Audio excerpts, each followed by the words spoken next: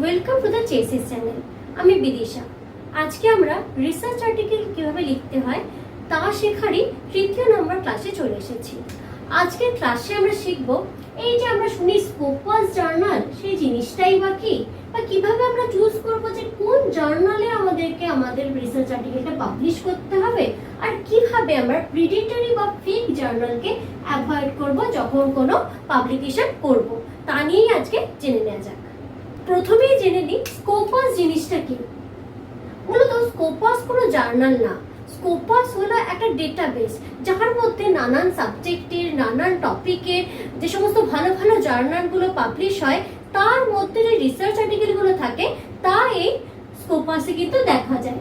এই প্রত্যেকটা পাবলিশ হওয়া thousand of journal, thousand of research articles এর ডেটাবেসই হলো স্কোপাস। তাহলে আমরা যে স্কোপাস জার্নাল ওয়ার্ডটা শুনি সেটা কি ভুল? অবশ্যই না। স্কোপাস জার্নাল মানে হচ্ছে সেই জার্নালটা যেটা হচ্ছে এই স্কোপাস ডেটাবেসের মধ্যে এক্সেপ্ট হয়েছে এবং ইন্ডেক্সড হয়েছে। ইন্ডেক্স মানে হচ্ছে included or listed in the database. তাহলে আমরা স্কোপাস জার্নাল সেই জার্নালগুলোকেই বলবো যে কোনো এই স্কোপাস যে ডেটাবেস তার মধ্যে অ্যাকসেপ্টেড হয়েছে because of the proper quality standard, আর প্রপারলি ইন্ডেক্সড হয়েছে কারণ সেটা একটা প্রপার ওয়েতে ভালো কোয়ালিটিতে লেখা হয়েছে। তাহলে দেখবেন সব সময় প্রফেসররা আর যে কোনো প্রপার পিএইচডি গাইডলাইন্সে লেখা থাকে স্কোপাস জার্নালই কিন্তু অ্যাকসেপ্ট করা হবে।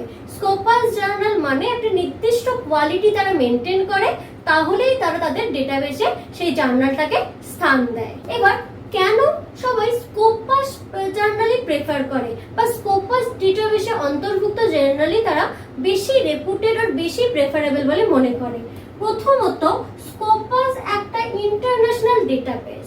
যখন আপনি আপনার রিসার্চটা এমন জার্নালে পাবলিশ করলেন যেটা স্কোপাস ডেটাবেসের অন্তর্ভুক্ত, তাহলে ইন্টারন্যাশনাল অডিয়েন্স সবাই কিন্তু আপনার রিসার্চটা পড়তে পারবে, রিসার্চার হিসেবে আপনার ভিজিবিলিটি বৃদ্ধি পাবে।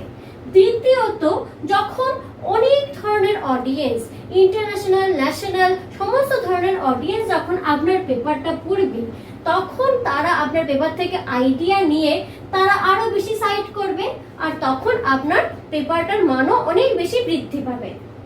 আর স্কোপাস জার্নালে অবশ্যই রেপুটেড জার্নালগুলোই স্থান পায়। তাহলে আপনি যখন একটা রেপুটেড জার্নালে যখন পাবলিশ করলেন, তাহলে আপনার রিসার্চার হিসেবে ক্রেডিবিলিটি অনেক বৃদ্ধি পাবে। অনেক পিএইচডি অ্যাডমিশন, অনেক রিসার্চার, অনেক প্রফেসরস, অনেক ইউনিভার্সিটি শুধুই মাত্র স্কোপাস জার্নালে পাবলিশ রিসার্চ পেপারকেই কিন্তু গণ্য করে প্রপারলি। আর আপনি যখন একটা ভালো স্কোপাস ইন্ডেক্স জার্নালে পাবলিশ করলেন, তখন আপনার রিসার্চার হিসেবে আপনার ক্রেডিবিলিটিও অনেক স্ট্রেংথ হয়, আপনার একাডেমিক প্রোফাইলও অনেক স্ট্রং হয়। আপনি কেমন ভাবে একটা প্রপার জার্নাল চুজ করবেন আপনার রিসার্চ আর্টিকেলটা পাবলিশের জন্য, বা কেমন ভাবে লিখলেই আপনার আর্টিকেলটা জার্নালে দ্বারা রিজেক্ট হবে না? প্রথমত আপনাকে দেখতে হবে সেই জার্নালটার এম আর স্কোপস আর সাবজেক্ট এরিয়া কি। ধরুন আপনার সাবজেক্ট হচ্ছে হিস্ট্রি, আপনি মডার্ন হিস্ট্রি নিয়ে কিছু একটা লিখতে চান, কিন্তু আপনি একটা লিটারেচারের জার্নালে সাবমিট করে দিলেন জাস্ট দেখে যে সেটা হচ্ছে স্কোপাস ডেটাবেসে ইনক্লুডেড। তাহলে কি আপনার আর্টিকেলটা অ্যাকসেপ্ট হবে নাকি রিজেক্ট হবে? অবশ্যই রিজেক্ট হবে। তাহলে প্রথমেই আপনাকে দেখতে হবে সেখানে সাবজেক্ট এরিয়া কি, কি কি রিসার্চ এরিয়ার উপরে তারা কাজ করছে, তাদের এইমস আর স্কোপ কি। তাহলেই আপনি সেই আপনার সাবজেক্ট অনুযায়ী যদি আপনি টপিকটা লেখেন, তাহলে সেটা অ্যাকসেপ্ট হওয়ার সম্ভাবনা অনেক বেশি। তারপর আপনাকে সেইখানে পাবলিশ হওয়া প্রিভিয়াস আর্টিকেলগুলো পড়তে হবে।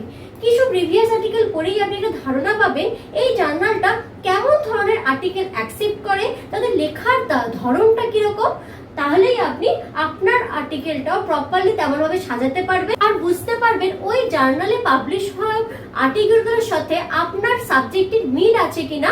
তাহলেই আপনি প্রপারলি সেটাকে সাজিয়ে নিয়ে সেই জার্নালের জন্য পাঠাতে পারবেন। তারপরে আপনাকে প্রপারলি চেক করতে হবে যে জার্নালটা আপনি পাবলিশ করতে চলেছেন সেটা এখনো স্কোপাস ডেটাবেসে ইনক্লুডেড কিনা বা ইন্ডেক্স কিনা।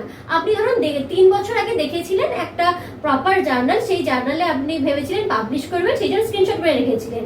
এবার আপনি লিখলেন, 2 বছর ধরে লিখলেন, এবার 2 বছর ধরে লেখার পর আপনি ওটাকে ভাবলেন পাবলিশ করবেন, কিন্তু সেই ততদিনে সেই জার্নালটার কনসিস্টেন্সিও বজায় নেই, সেই জার্নালটা প্রপার পাবলিশও করে না, সেটা হচ্ছে স্কোপাস ডেটাবেস থেকেই আর এক্সক্লুড করে দেওয়া হয়েছে, আর ইনক্লুডেড নেই। সেই জার্নালে আপনার পাবলিশ করলেও আপনার লেখাটা তত বেশি শক্তপোক্ত হবে না।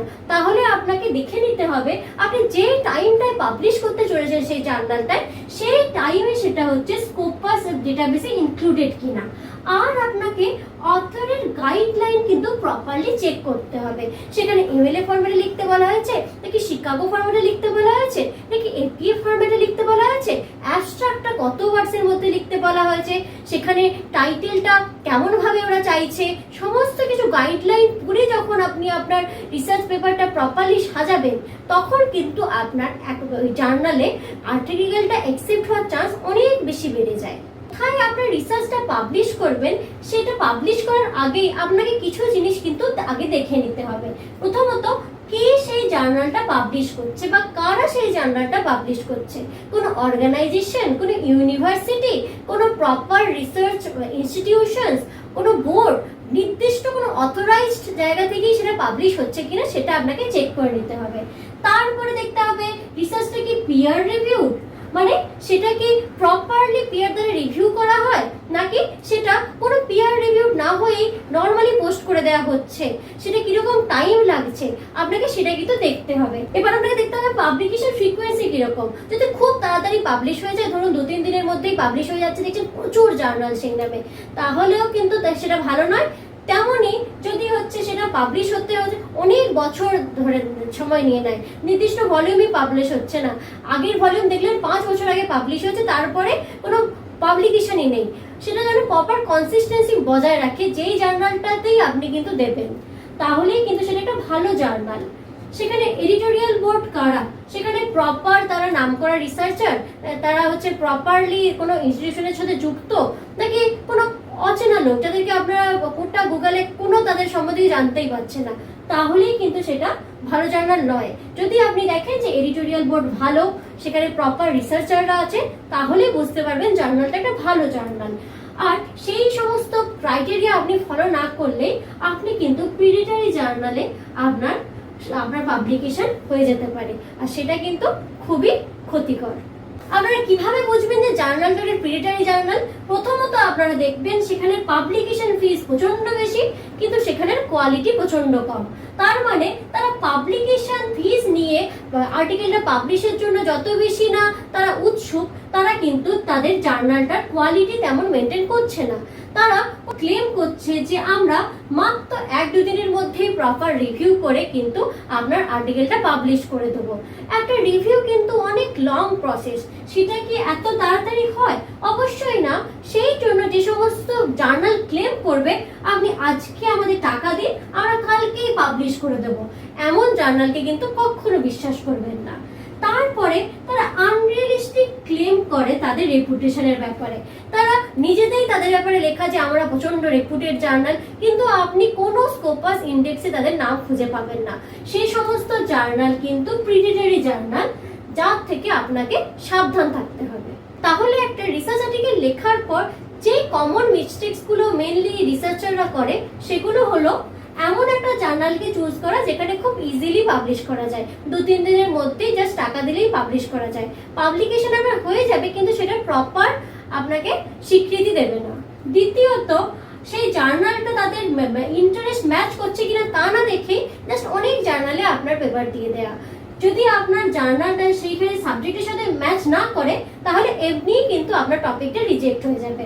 তৃতীয়ত, সেখানে সাবমিশন গাইডলাইন না চেক করেই পেপারগুলোকে তাড়াতাড়ি করে দিয়ে দেওয়া বা সাবমিট করে দেওয়া।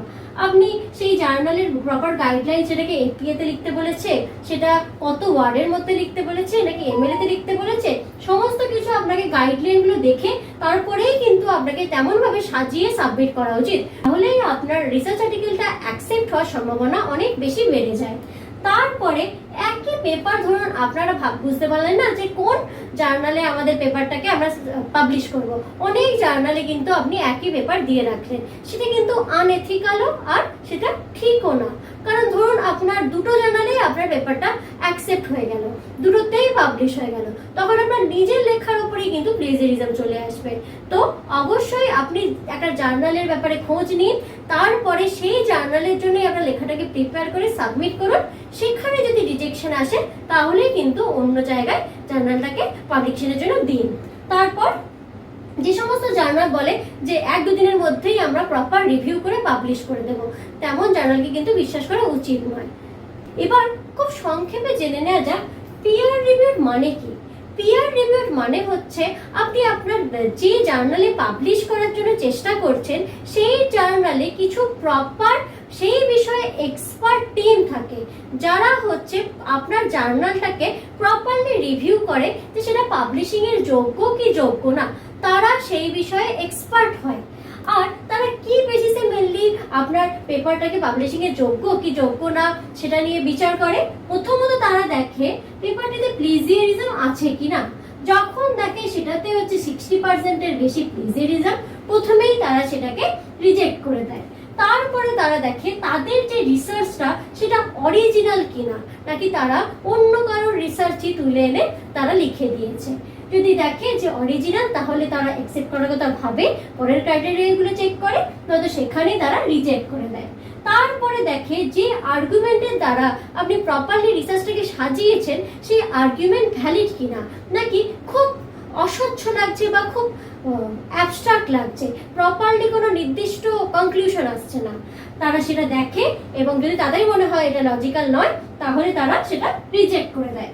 তারপরে দেখে আপনি যে ওয়ার্ক সাইটেতে বা রেফারেন্সে যে সমস্ত সাইট করেছেন আর আপনার পেপারে যে সমস্ত ক্লেম আছে প্রত্যেকটা দুটো প্রপারলি মিলছে কিনা, যে সোর্সগুলো থেকে আপনি নিয়েছেন সেগুলো রিলায়েবল কিনা। যদি দেখি সেগুলো রিলায়েবল না তাহলে তখনই সেটা রিজেক্ট করে দেয়।